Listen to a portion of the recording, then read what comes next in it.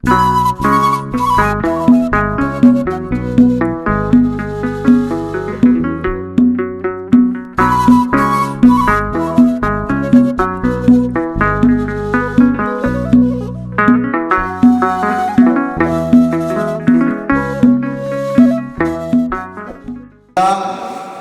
سب قدوس سبوخ وسد وردمو ستي نايجزابير حسابي ወንጌላዊ ቅዱስ ማቴዎስ እንታይልሎ እትነቢ አብ ትንቢት ተዛሪብዎ ዘሎ ትንቢት ነሆ አማኑኤል ክበሃልዩ ትርጉሙ ኸዓ እግዚአብሔር ምሳና ኾነ ማለት እዩ። እግዚአብሔር ምሳና ኾነ እስክበሉ እግዚአብሔር ምሳና ኾነ እግዚአብሔር ምሳና ኾነ ማለት እዩ። ነሆ ከምቲ ቅዱስ ኤፍሬም ሶርያዊ ኣብቲ ናይ ረቡዕ ውዳሴ ማርያም ናይ ድንግል ግብሪ ናይ ድንግል ስራሕ ከመስግን እንከሎ ተፈስሒ ደስ ይበልኪ ኣደን ድንግልን ኮንኪ ብስጋ ነቲ ኪሩቤል ዝስከምዎ ብስጋ ስለ ዝወለድክዮ ደስ ይበልኪ እንዳበለ ከም ዘመስገና ኣቐዲሙ እንታይ ዝብል ኩልኹም ኣሕዛብ بእግዚአብሔር እተኣምኑ ሃልዎት እግዚአብሔር እትፈልጡ ኩልኹም ኣሕዛብ ንዑ ነታ ድንግልን ኣደን ዝኾነት ሰበይቲ ነመስግና እንዳበለ ይዝዕድም ሎሚ ኣብ ቤተልሔም እታ ኣደ ድንግል ኮይና ተረኺባ እታ ድንግል ኣደ ኮይና ተረኺባ ነሆ መላእኽቲ እግዚአብሔር ኣብ መጓሰን ዝነበሩ ጓሶት እንስሳን ዝሕልው ጓሶት ኣብ ከተማ ዳዊት እነሆ ኣብ ቤተልሔም ዓብይ ዝኾነ ሓጎስ ዓብይ ዝኾነ ደስታ ክርስቶስ ተወሊድልኩም ኣሎ ዝብል ብስራት ምስ ነገርዎም ንሳቶም ድማ ዝሰማዕካዮ ብዓይንኻ ምርግጋፅ ልማድ ሰብ እሞ ነቲ መላእኽቲ ዝነገርዎም ነገር እንታይነቱ ከረጋግፁ ናብ ቤተልሔም መፁ። መልእኽቲ እግዚአብሔር ድማ ኣብ ሰማያት ወልደ እግዚአብሔር ኢየሱስ ክርስቶስ ምስ ኣብን ምስ መንፈስ ቅዱስ ኣብ ማዕርነቱ ኣብ ስልጣኑ ኣብ ክብሩ ኣብ ገዛእነቱ ኣብ መለኮታዊ ሓይሉ ተቐሚጡ እንዳሃለወ ህፃን ኮይኑ ድማ ኣገልጋሊቱ ካብ ዝኾነት ኣዲኡ ክትከውን ካብ ዝፈተዋ ካብ ድንግል ማርያም ኣብ መብልዕማል ተወሊዱ ምስ ረኸቦ ሓደ መዝሙር ዘሚሮም ሉቃስ ወንጌላዊ ከምዚ ይብል ኣብ ቁፅሪ 14 ምዕራፍ 2 ስብሃት ለእግዚአብሔር በሰማያት ወሰላም በምድር ስምረቱ ለሰብ ንእግዚአብሔር ኣብ ሰማያት ምስጋና ኣብ ምድሪ ድማ ንኹሉ ወዲ ሰብ ሰላም ይግባእ ኢሉ ሰላም ክንገብር ይግባአና በዚ ዕለት እዚ በዚ ዕለት እዚ ካብ ሰላም ርሒቆም ዘለው ብርግፅ ምስ እግዚአብሔር ዘይፋለጡ ሰባት ሰላም ከእንታይ እዩ መጽሓፍ ቅዱስ እንታይ ዝብል ሰላመይ ይህበኩም ኣሎ ሰላመይ ሓድገልኩም ኣለኹ ይዝብለና እታ ናይ እግዚአብሔር ሰላም ከመይ ዝመሰለት እያ እቲ ምጉትካ ምስ ካልኦት ዘይኮነ ምስ ርእስኻ ምግባር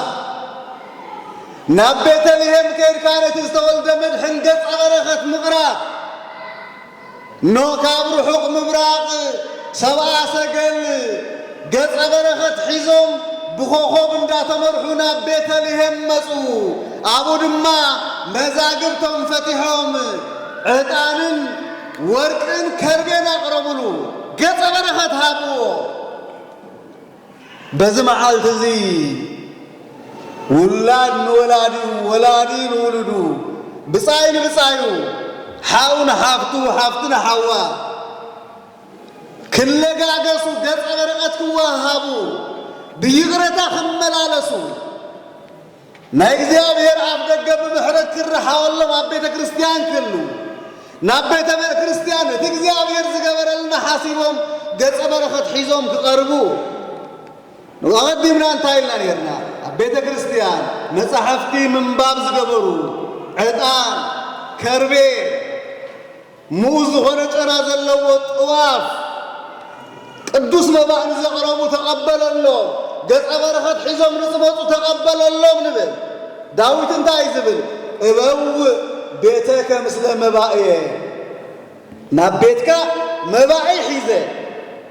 መባእከ እንታይ እዩ مبع زتحاستر عيدو نبعاتنا والمبايو بسنا مقبار كأمينك كم تيد أم وانقلل مارك واستصحيف زلو أبلوك واستصحيف زلو أم معراف عصرته وشدوشته اتتقاوي أفلبون دا وقعي نعين حاتم حرني ندابله بنبعات زغربو مغزيابير زحاده قالون زرح رحلون بتحوت لبي زيابير بتحوت لبي نصبور لبي نقطقط لب زي العقام الاخي سبحات لك زيابير بسمايات وسلام بمدر سمرته لسه نو لومي بسلام انت غنهلو مدحاني كريستوس ابا عبد داوود ابيتلهم توليد لنا زيابير مسانايو امانويل مالك زيابير مسانايو زيابير مسانا خابكونه اتاب زوريانا زلو صلمات معرخ نديدهم مخانو خنردا زي غبانا خمي اتنغزيو اب زوريانا خيرنا زلو فتنا صباح تودعي مخان زيابير مسانا سلازلو حلاف مخانو زين حاسبلو مخريات كنت يالنا نفرحاتنا زيابير مسا يالو خنبلو يغبانا نصغبنا زيابير مسا يالو خنبلو يغبانا نزغاطمنا فتنا እግዚአብሔር መሳለሁን ብሎ ይገባና አበው እንታይ ይብሉ ንግዚአብሔር ብርቱዕ ፈተና ገጥሙን ይትበሎ ለፈተናኻ ብርቱዕ አምላኽ አለን ወሎ ይብሉ ስለዚህ በዝሎም አምላኽ ምሳና ሆነ ምሳና ናቤትና ከመጽፈተው ምሳና ሰብ ኮነ ኖትንህ ሓልፎ ዘለና ከም ህፃናት ዓበ ከባጥባት አዲው ተሰሰ እግዚአብሔር ምሳና ኾይኑ ይሞ ንሕና ኻመስ እግዚአብሔር ክንከውን ይግባአና እዩ መጽሐፍ ቅዱስ ብፍላይ ዮሐንስ ወንጌላዊ ምዕራፍ 6 እንታይ ዝብል ብዛዕባ ስቡን ደሙን ምብላዕ ዘለዎ ህይወት ክዛረብ ከሎ ስጋይ ዝበልዕ ደመይ ዝሰቲ ኣነ አቡ ይሁሉ ንሱ ኸኣ ምሳይ ይሁሉ አባይ ይሁሉ ይሉና ስለዚ ስጉ ምብላዕ ደሙ ምስታይ ምስ እግዚአብሔር ቀጥታ ዝኾነ ሕብረት ምግባር ዝምድና ምግባር ጨንፈር ምስ ጉንዲ ዝምድና ከም ዘለዎ ጉንዲ ምሱር ዝምድና ከም ዘለዎ ብቁርባን አቢልና ንሕና ምስ እግዚአብሔር ዝምድና ይህልወና ኣብ ልብስ ተሓስበ ብእግሪ ከም ዝኽየድ ብኢድ ከም ዝስራሕ ብዓይኒ ዝተራእየ ብእግሪ ከም ዝኽየድ ስጉኡ ዝበልዕ ደሙ ዝሰቲ ናይ እግዚአብሔር ሓይሊ ይለብስ ፈተና ይጋጥሙን ፈተና ይሓልፍ ክወድቕ ይኽእል እንተወደቐ ይትንስእ كرحق يخل انت رحق يقرر سلازي እግዚአብሔር عبي ግብር ገበረልና نحنا دما تحقسنا خمس بدل لومي